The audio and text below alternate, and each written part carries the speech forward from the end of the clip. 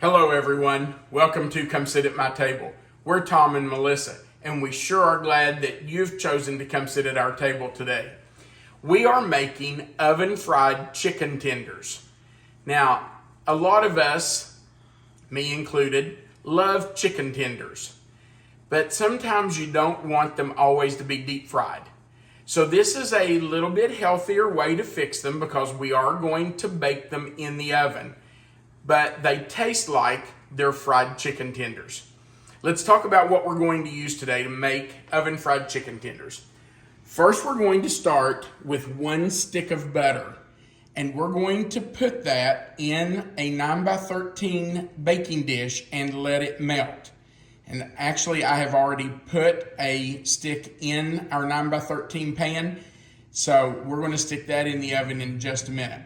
You're also going to use some chicken tenders. Now, I got some breast tenderloins at the store, and they were in the refrigerated section, not frozen, but you could use frozen chicken tenders if you want to use those. Just let them thaw before you do this.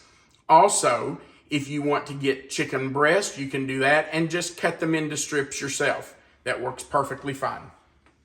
Now, we're going to do 3 different dredges for our chicken tenders. First, we have just plain all-purpose flour. So we've got 1.5 cups in this dish that we're going to dredge them in first.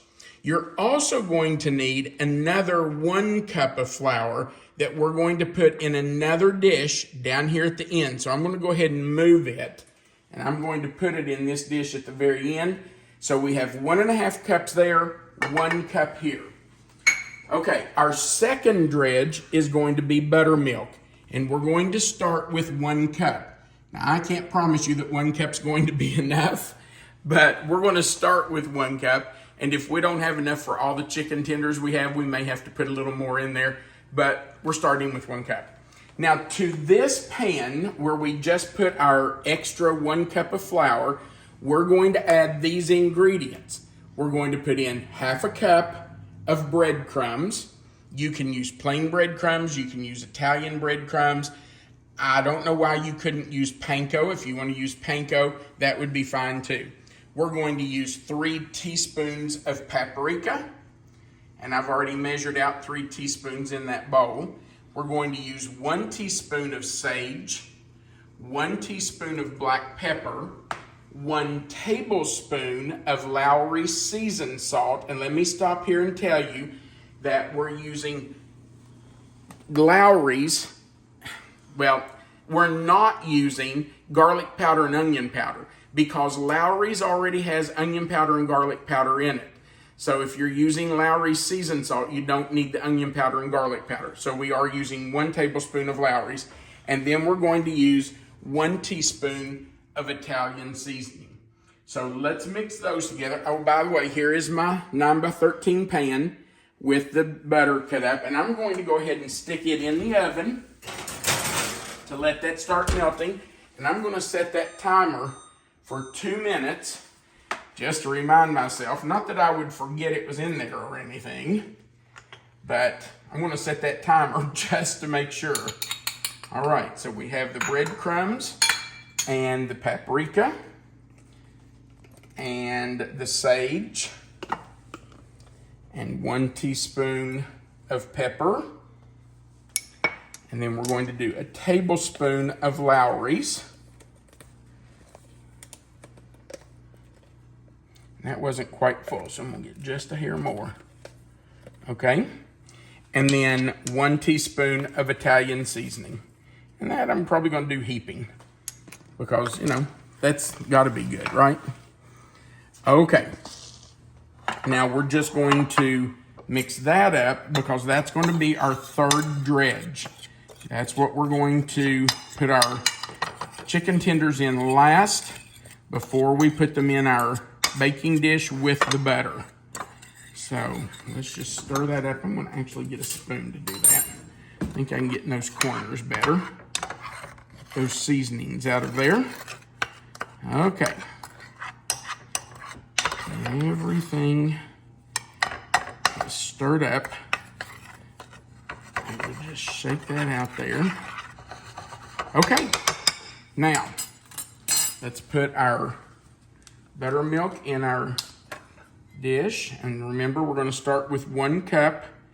That may not be enough. And I know that's a dry measuring cup. I know somebody's going to say, why'd you use a dry measuring cup for the buttermilk? Well, because that's what I had out. Sounds like a good reason to me. That's right.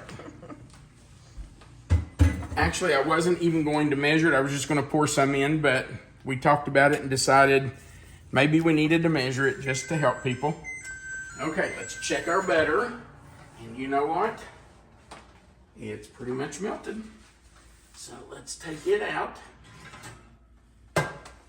Okay, we'll set it right here. Turn my timer off. Okay, so that's our 4th pan. Now we can start to dredge. So we're going to take our chicken tenders, put them in our flour, dredge those really well. Get them all covered with flour, and we're doing this to help hold that buttermilk on. If you don't dredge them in flour first, the buttermilk tends to just run off. So we want to make sure, let me get that fork out of the way. We want to make sure that we get them covered really well with that flour. Now, we're going to take those. I see some right there that's not completely covered. Okay, so let's take them now and put them in our buttermilk. Dredge those in the buttermilk really well. And you know what? I'm going to use the fork for this. I think that'll keep from knocking the buttermilk off. And then into our panko and flour mixture and all of our spices. And look how nice that's dredged. Actually, this wasn't panko, right? This is not panko. Did I say that? We did, but that's... Yeah, I did not use panko. I just used regular breadcrumbs, but you could use panko. And then we're just going to take that and put it right on our butter in the pan. All right, let's do another one. We have another one that's been dredged in flour. Put it in the buttermilk. Dredge it well. Move it over to our flour and breadcrumbs. Cover it well. Flip it over. Now you do want to, you know, if you need to, you can get in there with your hands, put that on and press it in because you want to make sure that that sticks on there well. This is your crispy coating. It is the crispy coating. Shake that off a little bit. Let me get it off this fork. And then put it right in on our butter. As you bake these, will you have to flip them over? Like No. if you were frying them? Nope. You can if you want to flip them halfway. There's nothing wrong with that, but you really don't need to. I have done it both ways. Works perfectly fine both ways, but you do not have to do that. That makes it a lot easier than frying, for sure. Yep, it sure does. And a lot less messy. Yep. Let me get some buttermilk up on this one. Okay. Into our 3rd dredge.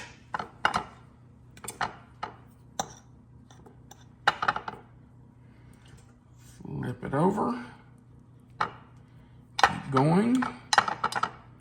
Remember, we want to make sure it's pushed down there really well. Make sure that crispy coating stays on there. Shake it off a little bit and right into the butter.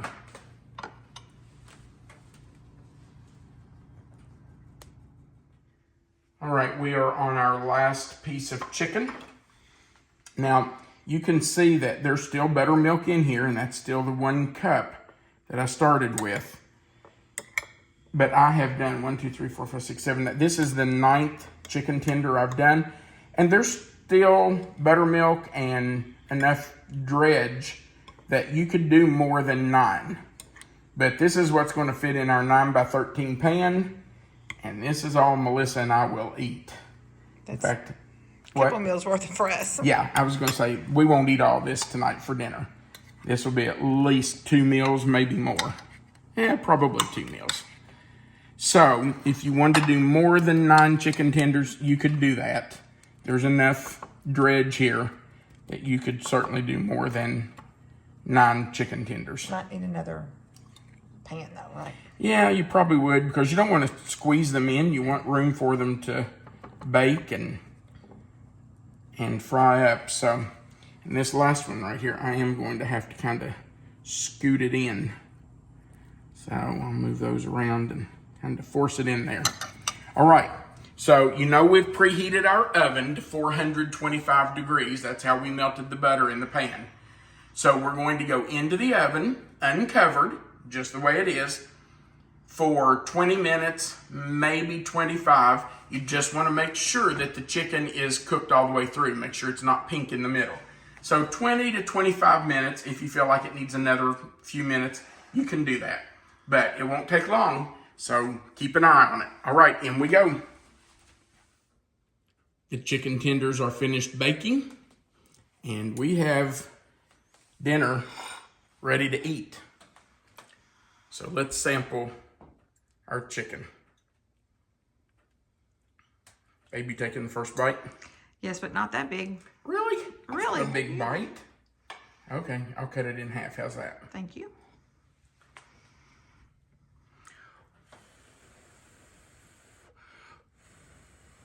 You ready? Ready. It's good and tender.